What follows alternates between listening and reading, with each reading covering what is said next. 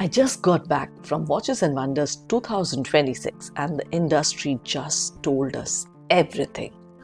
What if I told you that a woman, a young female engineer, walked into a room full of the greatest watchmakers in history, competed against legends and won, and that her idea, her freak of an idea, became one of the most important watches ever made? What if I told you that this year the most powerful watch brands in the world quietly admitted that everything they thought they knew about who buys luxury watches was wrong? And what if I told you that a Belgian designer who has never worked in traditional watchmaking just built his first ever in-house movement? And it might be the most interesting watch story out of the entire fair. I just got back from Watches and Wonders 2026 and I have a lot to tell you. Welcome back to Luxe Insider. I am Anita Khatri and today we are going deeper into Watches and Wonders 2026. Watches and Wonders Geneva is the most important week in the luxury watch calendar. Journalists, collectors, retailers and increasingly a whole new generation of enthusiasts who just discovered this world and are completely helplessly obsessed.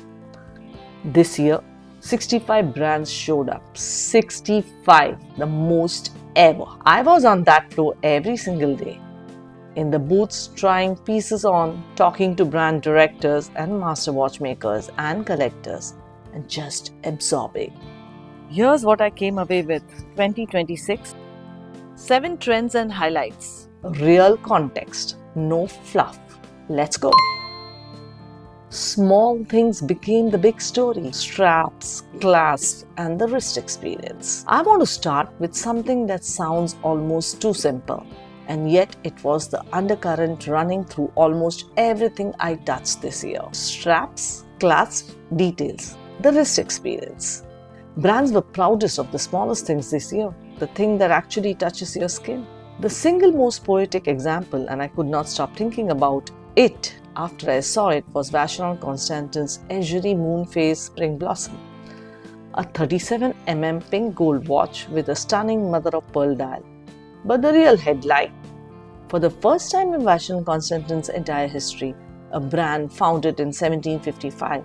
By the way, they put miniature hand painting on the strap itself. Spring blossoms hand painted in watercolor on soft pink calf skin, limited to 100 pieces. Each strap unique because each one is painted by a human hand. Vacheron Constantin, one of the oldest watchmakers alive, said the strap is now art. And it wasn't alone. Zenith launched the Zen Clasp, a brand new clasp system with tool-free micro adjustment, ergonomically designed so the watch settles on your wrist like it was made for you specifically. A clasp getting a standing ovation because wearability matters. Panerai equipped their new Lumineux with a leather strap featuring a click-release folding clasp designed for tool-free swapping. Even Panerai, big, bold tool watch Panerai, is thinking about the morning ritual of putting your watch on. What is happening here is a fundamental repositioning. Watches are becoming modular accessories, things you style, not just wear. The strap is no longer functional scaffolding. The clasp is no longer invisible. The color of the leather is a personality statement. If you are a watch brand and you are not thinking about the wrist experience right now, you're already behind. This is the trend I felt most emotionally on the floor, because it is not just about watches, it is about who the industry thinks its customers is. For over a century, the luxury watch world ran on a very simple script. Men's watches were complicated, serious, technical. Women's watches were smaller, prettier, lighter. That was the contract. Watches and Wonders 2026 is tearing up that script. Look at Van Cleef & Arpels, a brand whose jewelry watch DNA has always skewed feminine, always featured diamonds and delicate cases. This year, they dropped the Midnight Jour Noir, Face the Lune, a 42 mm white gold watch in jet black. black Murano glass dial, black alligator strap, not a diamond in sight, Van Cleef & Arpels in 42mm in black. And then there's Audemars Piguet's new frame jumping arm, a 34.6mm by 34mm pink gold piece inspired by a 1929 AP reference. It's small, it's refined, it's jumping us through a tiny window powered by AP's first ever in-house automatic jumping hours movement, the caliber 7122. It was named the best overall release at Watches and Wonders 2026 by multiple publications. And it was being tried on by everyone, men, women, everyone. Because when a watch is in this good size and gender become irrelevant. Vacheron Constantin Egerie, conceived explicitly as a collection for women, was covered with the same reverence as the most complicated men's pieces because it deserves that reverence. The future of luxury watches is not his or hers, it is yours.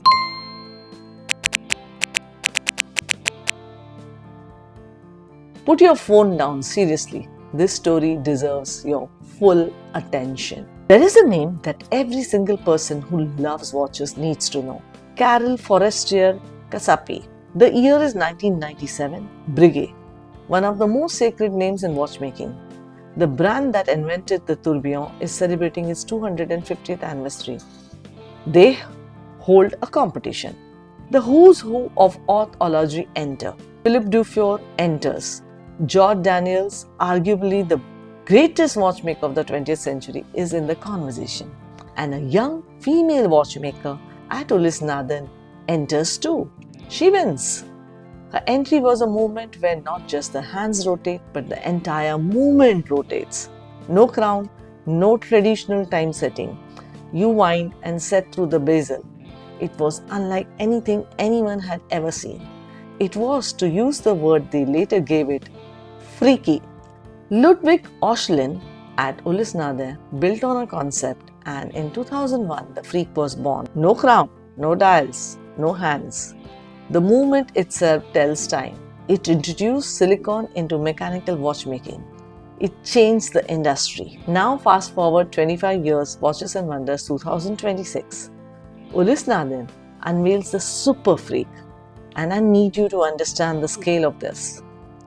They call it the most complicated time only watch ever made. Inside, there is a world first, an automatic double tourbillon carousel. 2 flying tourbillons, each inclined at 10 degrees, rotating in opposite directions.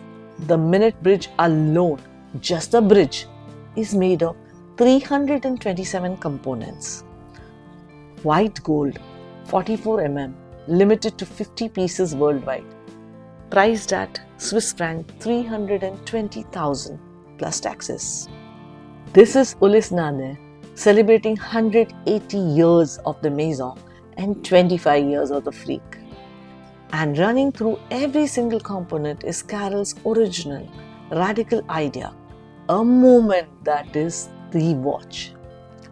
In an industry where women are still fighting for visibility, here is a woman whose single idea lives in the DNA of one of the watchmaking's most important families and is still setting records 25 years on.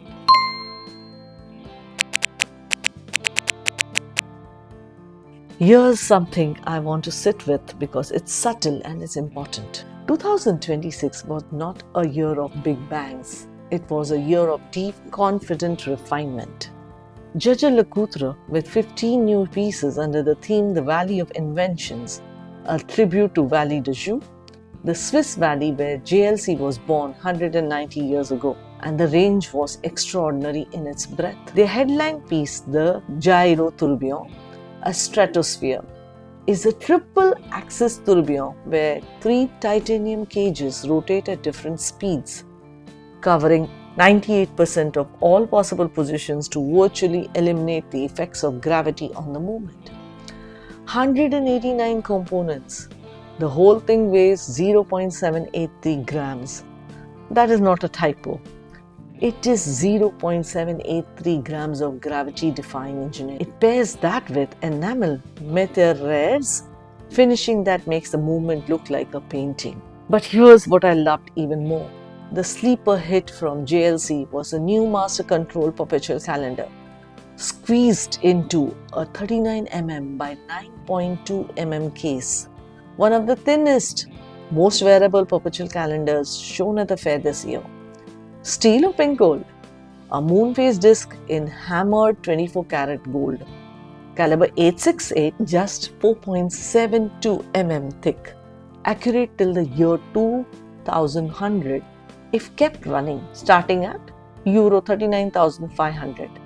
That is the everyday worth with an extraordinary secret inside. And the new Reverso tribute enamel pieces inspired by Hakusai's waterfalls, with hand guilloche dials featuring 147 rose engine passages per piece. Jaja Lacoutre, reminding everyone that they are not just a watchmaker, they are custodians of craft. Then there's Zenith, two stories told with equal conviction. The Chronomaster Sports Skeleton, 4 new versions including a first ever skeletonized dial, where the sapphire surface transitions from smoked black to transparent at the center, letting you watch the El Primero's blue finished column wheel at work. That high frequency El Primero movement, the world's first integrated automatic chronograph, born in 1969, is still the heartbeat of Zenith, and it looks better exposed than ever. And the GFJ collection, a yellow gold piece with a bloodstone jasper dial, where every single watch has a unique natural veining. And a tantalum version limited to 20 pieces with black onyx and baguette diamond R markers. Zenith saying heritage and luxury are not opposites. Evolution over revolution, the long game every single time.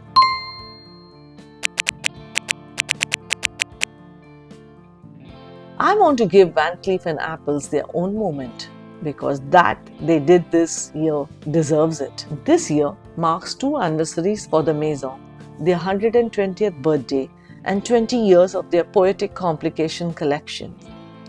And rather than throw a party, they did what Van Cleef & Arpels always does. They went deeper into the story. The Midnight Jour Noir Phase de Lune is technically a watch. In a 42mm white gold case, the dial is made of black Murano glass, and I simply love this dial. A surface that looks like a velvet sky. 2 complications work in layered concert. The Jour Noir disc animates the passage of sun and moon over 24 hours, while a second disc completes one full rotation in 29 hours, 16 minutes and 27 seconds. The precise duration of the lunar cycle, not a rounded number, the actual lunar cycle. That specificity is everything. And not only that, when you see this, you will believe what I'm saying. Then there's a Midnight Hour Desi and Hour de l'Or, a dwell time zone piece, again in that midnight aesthetic 42mm black self-finding 65 power reserve. Van Cleef finally making a watch that sits on any wrist with authority. And then the extraordinary dials. The Lady Ran Cantor Celeste and Lady Ratrouvolle Celeste, telling the story of Vega and Altair, the 2 stars of the Chinese Oxy legend, the lovers separated by the Milky Way who meet once a year. Multiple enamel techniques, miniature painting, sculpted gold, each piece a scene, a narrative on your wrist. There is a reason Van Cleef & Arpels calls these poetic complications, because that's what they are, not watches that measure time, watches that celebrate it.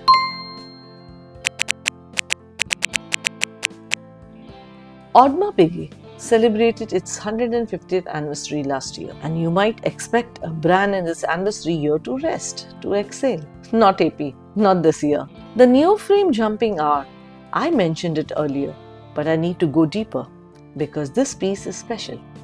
It is inspired by a pre-model 1271 from 1929, an Art Deco jumping hour watch AP made nearly a century ago. The new frame takes that archival soul and rebuilds it completely. A rectangular case in 18 karat rose gold with a black PVD treated sapphire crystal that makes the case appear almost to dematerialize.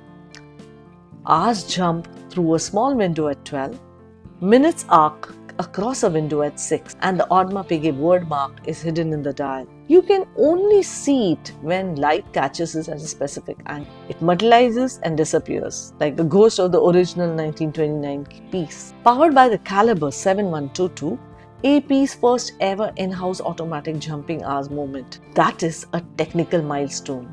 The discs are made of titanium and aluminum to be light enough to jump cleanly without disturbing the rate. And then the 150 Heritage Pocket Watch. Perhaps the boldest statement of the entire fair. In the exhibition dominated by wristwatches, Audemars Piguet brought a pocket watch, 50mm of platinum, hand-engraved case, Grand Fru enamel dials, 47 functions, 30 complications, a flying tourbillon, limited to 2 platinum editions and 8 white gold variations. AP saying, we have been here 150 years. We know exactly who we are and we are not finished. And now I want to end with a story that honestly I can't stop telling people about. Because it is the kind of a watch origin story that makes you love this industry all over again.